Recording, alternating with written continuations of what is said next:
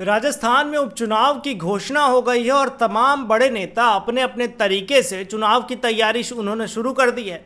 इसी बीच हनुमान बेनीवाल ने भी तैयारी शुरू कर दी है और वो लगातार हर गांव हर मोहल्ले जा रहे हैं, लोगों से कह रहे हैं कि आखिर अगर इस भ्रष्टाचार को हटाना है तो ये चुनाव जीतना बेहद ज़रूरी है। इसी बीच वो एक गांव में पहुंचते हैं और उस गांव में उन्होंने ऐसा बयान दे दिया जिसको लेकर खलबली मच गई है।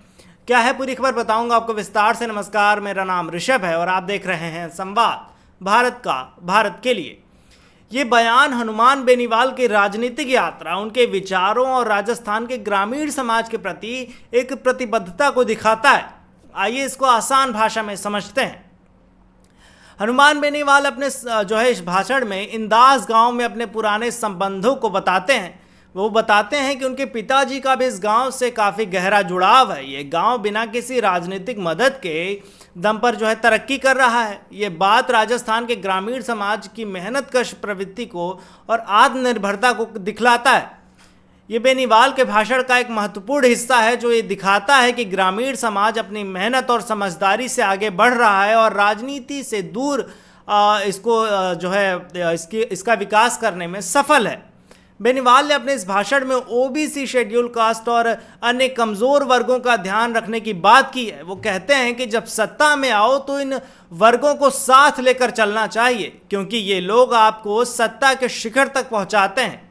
ये राजस्थान के सामाजिक ढांचे को, जातिगत संतुलन और सहयोग की अहमियत को दिखाता है जहां सभी वर्गों का योगदान समान रूप से होता है। हनुमान बेनीवाल इस समाज के भीतर नेताओं की अपनी खींचतान और उनकी विफलताओं पर भी बात करते हैं। वे बताते हैं कि कैसे नेता सत्ता में आने के बाद अपनी जिम्मेदारियों को भूल जाते हैं और अपने ही लोगों के खिलाफ काम करने लगते हैं। राजस्थान की राजनीति में एक आम समस्या है जहां राजनीतिक नेतृत्व के बीच आपसी संघर्ष ने कई बार विकास की राहों में बाधा डाली है।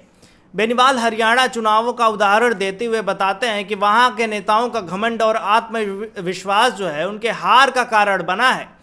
इसी तरह की स्थितियां राजस्थान की राजनीति में भी देखी जा सकती है जहां कई बार नेतृत्व की गलतियां चुनावी परिणामों को प्रभावित करती हैं।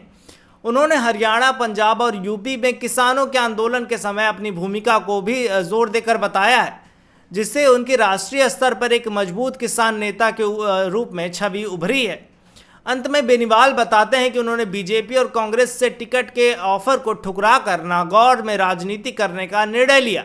वे इसे अपने सिद्धांतों और नागौर के प्रति अपनी प्रतिबद्धता के रूप में पेश करते हैं। यह दिखाता है कि बेनीवाल की राजनीति सिर्फ व्यक्तिगत लाभ तक सीमित नहीं है बल्कि वह अपने समाज के प्रति कितने समर्पित है ये दिखाता है। उनके इस बयान में आत्मनिर्भरता और संघर्ष की भावना स्पष्ट रूप से झलकती है जो उन्हें एक अलग राजनीतिक पहचान देती है।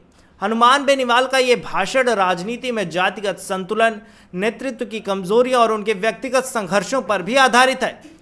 उन्होंने ग्रामीण समाज की आत्मनिर्भरता, जातिगत एकता और अपनी राजनीतिक विचारधारा को सशक्त रूप में प्रस्तुत करने का काम किया है। अब देखने वाली बात होगी कि ये भाषण, ये प्रचार उपचुनाव में काम आएगा या नहीं। पर इस मुद्दे पर आपकी क्या राय है हमें कमेंट में ज़रूर बताइए और देखते रहिए संवाद भारत का, भारत के लिए। क्या आप भी मेरी तरह न्यूज एंकर या रिपोर्टर बनना चाहते हैं? या फिर आपका सपना है बड़े न्यूज चैनल्स में काम करने का?